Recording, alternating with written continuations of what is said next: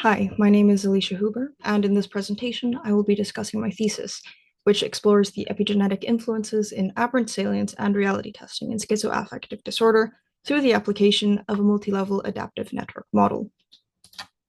Schizoaffective disorder combines features of schizophrenia and mood disorders.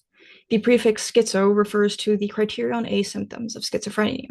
These include positive symptoms like delusions, hallucinations, disorganized speech and behavior, and negative symptoms such as diminished emotional expression and avolition, or the lack of motivation. The suffix affective indicates the presence of mood symptoms, distinguishing the disorder into the bipolar and depressive subtypes. According to the DSM, mood symptoms must be present for the majority of the illness, and they must occur concurrently with schizophrenia symptoms for an uninterrupted period. To rule out a mood disorder with psychotic features, there must be at least 2 weeks of psychotic symptoms without mood symptoms present. Aberrant salience and impaired reality testing are key mechanisms contributing to the development and maintenance of psychotic symptoms in schizoaffective disorder. Aberrant salience is the attribution of erroneous or pathological meaning to some irrelevant external stimulus, which is perceived as significant. This occurs due to dysfunction in the salience network, a brain network which detects and filters through the salience or relevance in stimuli. This dysfunction is linked to dopaminergic and glutamatergic dysregulation, and it is thought that this can lead to the formation of delusions through misinterpreting benign events as threatening or significant. Reality testing is the cognitive ability to distinguish a present external stimulus from a present internal stimulus, such as present acts of imagination and memories. Brain structures involved in both aberrant salience and reality testing include the hippocampus and anterior cingulate cortex. The medial prefrontal cortex is also involved in reality testing, where it serves a critical role in determining whether a stimulus was perceived or imagined. This impairment can result in hallucinations through misattributing inner speech as an external voice. Several environmental factors can trigger the development of schizoaffective disorder. Examples include trauma, neglect, and prenatal exposure to maternal immune activation. The model examines how a traumatic experience triggers the hypermethylation of the glutamic acid decarboxylase 1, or GAD1, and GAD2 genes. These are genes which encode for the enzymes GAD67 and GAD65, respectively. These are responsible for synthesizing the brain's primary inhibitory neurotransmitter, gamma-aminobutyric acid, or GABA, from glutamate, an excitatory neurotransmitter. The reduction of GAD67 is not found in all neurons, merely within a subset of GABAergic interneurons, one of which is the parvalbumin positive, or PV plus interneuron. These are crucial for maintaining the balance of excitation and inhibition. The hypermethylation of GAD1 and GAD2 is accompanied by increased expression of DNA methyltransferase 1, or DNMT1, and increased binding of methyl CpG binding protein 2, or MECP2, to the GAD67 promoter. Both DNMT1 and MECP2 are involved in gene silencing via DNA methylation.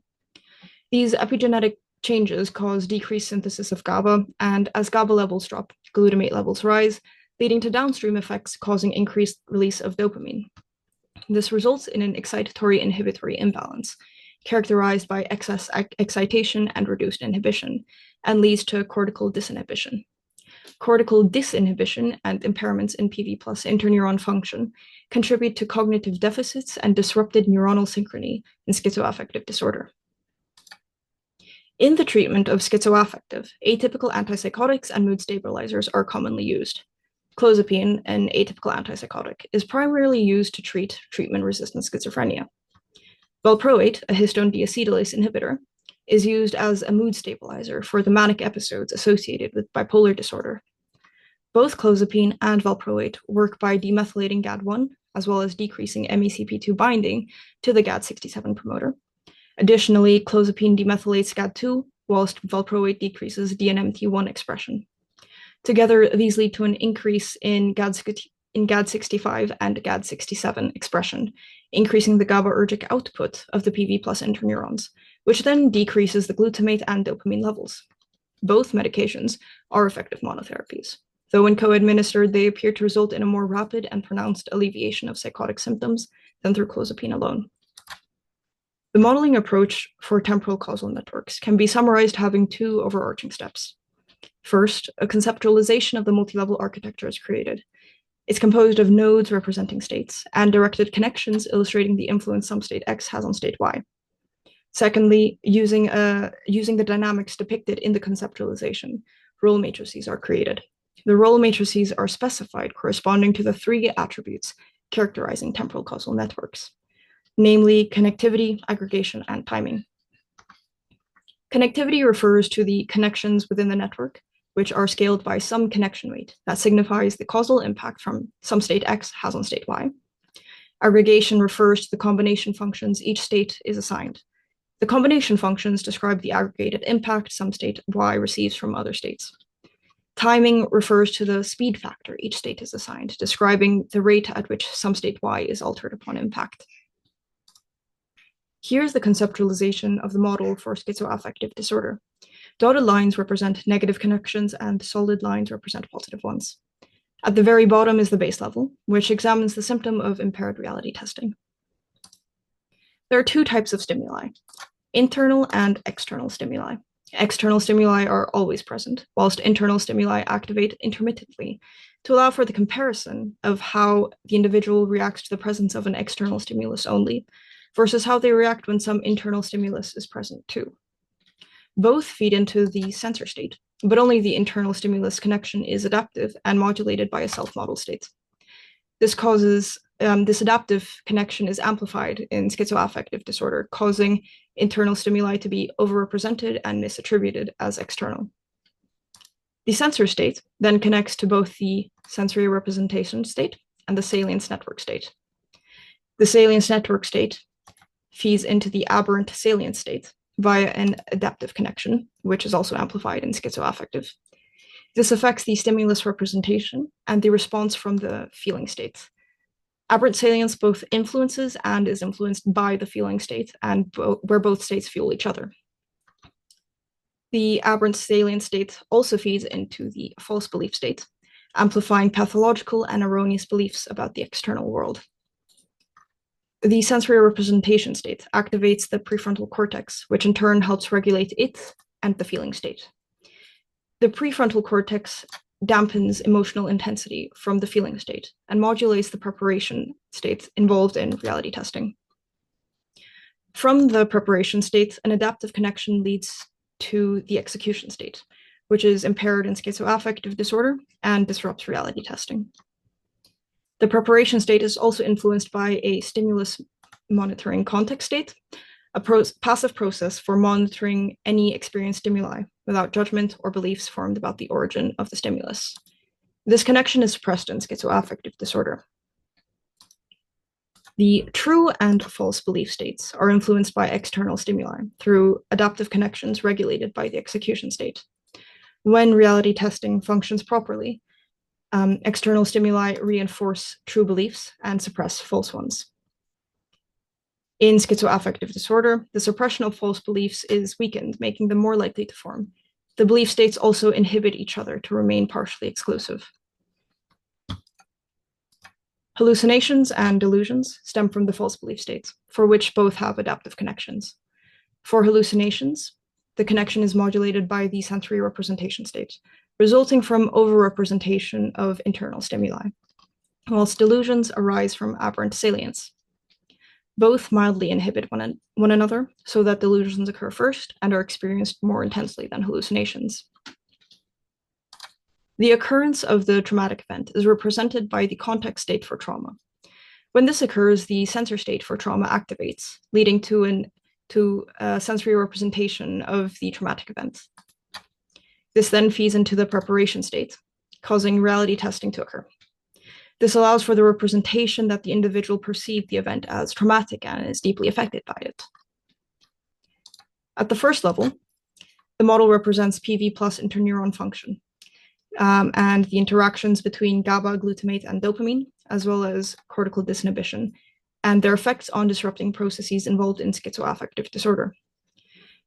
The neurotransmitter interactions are modeled bidirectionally between GABA, glutamate, and dopamine, or GABA inhibits glutamate and dopamine slightly inhibits GABA and excites glutamate, and glutamate excites both GABA and dopamine. Under functional circumstances, GABA suppresses cortical disinhibition, so when GABA levels drop, this suppression fails. Meanwhile, excess glutamate and dopamine promote disinhibition.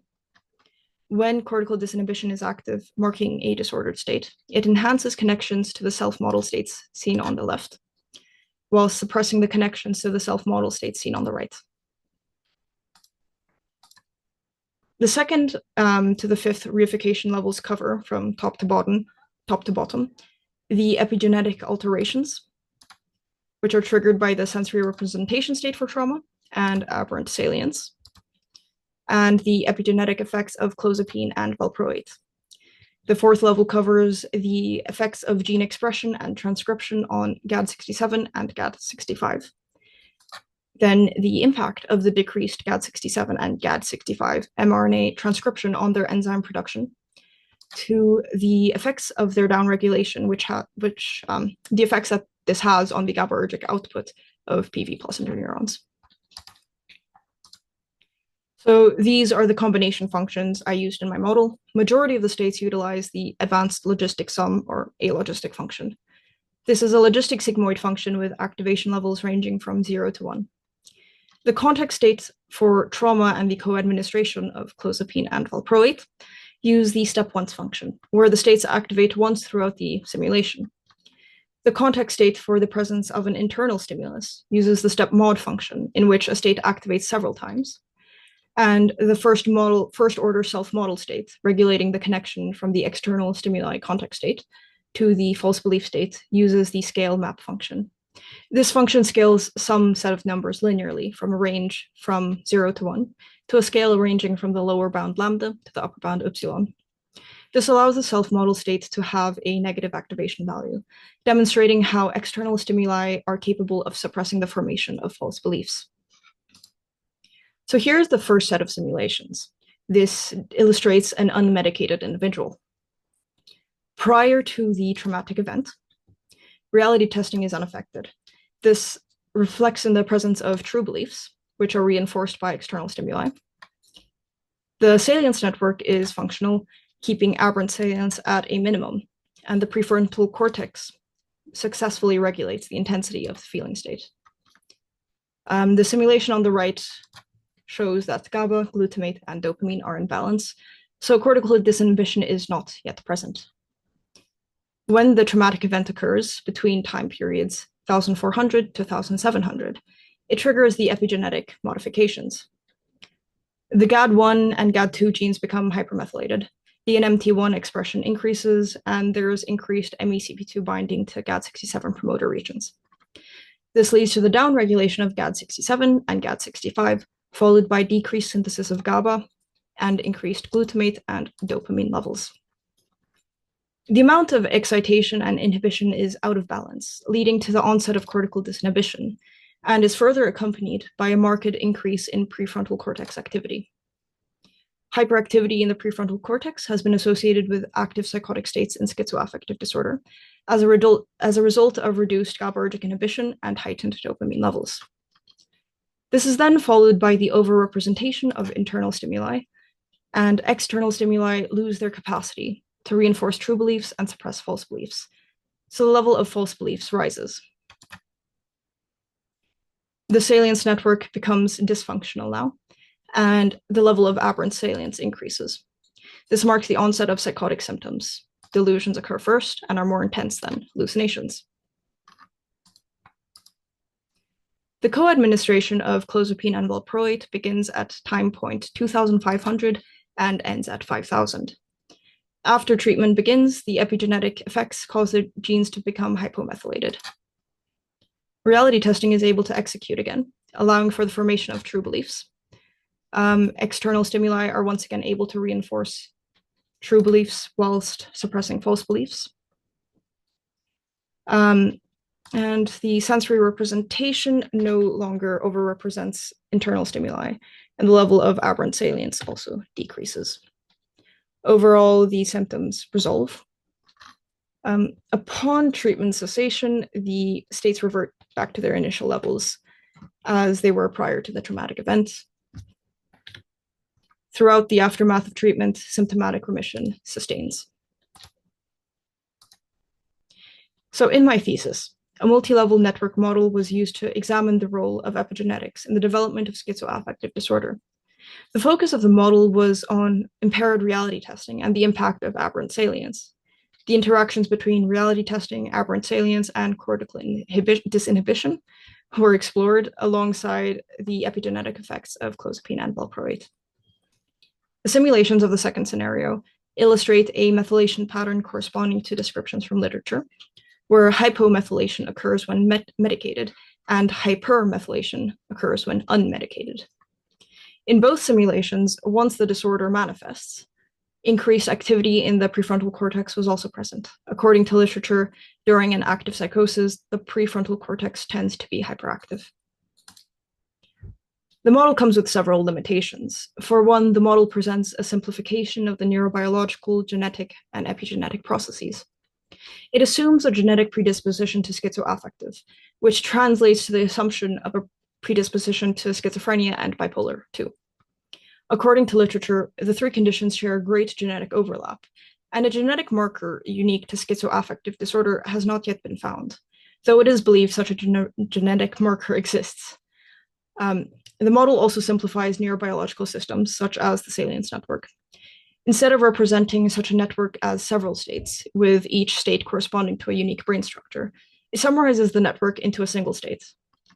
Furthermore, the model presents an idealistic case.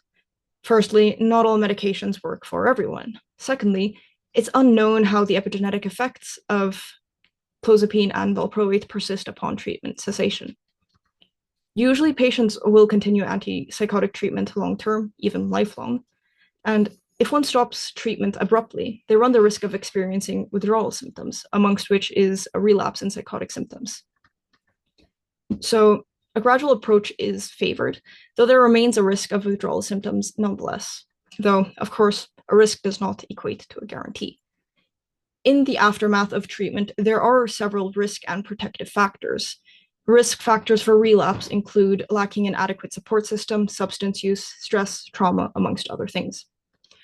Protective factors include a strong support system, employment, therapy, and for some, maintenance antipsychotic treatment. One longitudinal study compared the long-term outcomes and benefits of a dose reduction or discontinuation strategy versus a maintenance antipsychotic treatment in first episode psychosis patients. In the 7-year follow-up, a greater proportion of patients following a dose reduction or discontinuation strategy experienced recovery and remission. Furthermore, within both patient groups, they found a subset of patients who experienced sustained remission without relapsing. Thus, it is possible that the benefits of the medications are able to persist upon treatment cessation, but it cannot be guaranteed. It would be of interest to further expand the proposed model for schizoaffective disorder to better and more accurately represent the neurobiological systems like the Salience network. Such an expansion could also further examine how the brain structures in the Salience network, or some other system, interact and communicate, and how that is affected by cortical disinhibition. Future avenues of research should also further examine the interactions between reality testing, aberrant salience, and cortical disinhibition, as this intersection presents a gap in literature. There is plenty of research into either reality testing, aberrant salience, or cortical disinhibition, but the simultaneous study of the three is lacking. It has been well established that reality testing and aberrant salience plays a crucial role in the development and maintenance of psychosis, and cortical disinhibition has also been well documented and studied in schizophrenia and schizoaffective disorder. But how reality testing and aberrant salience interact, and whether they share similar brain mechanisms, and the precise role cortical disinhibition plays in that interaction remains unclear. Furthermore, the long-term epigenetic effects of clozapine and valproate on GAD1 and GAD2 are worthwhile studying, as well as how the effects can be sustained, as these medications come with a myriad of side effects, which is amongst the biggest reasons why patients may choose to stop taking them. If there is a way to improve and prolong treatment response to those medications, this could prove to be life-changing to those who require them to stabilize their condition. Thank you for watching.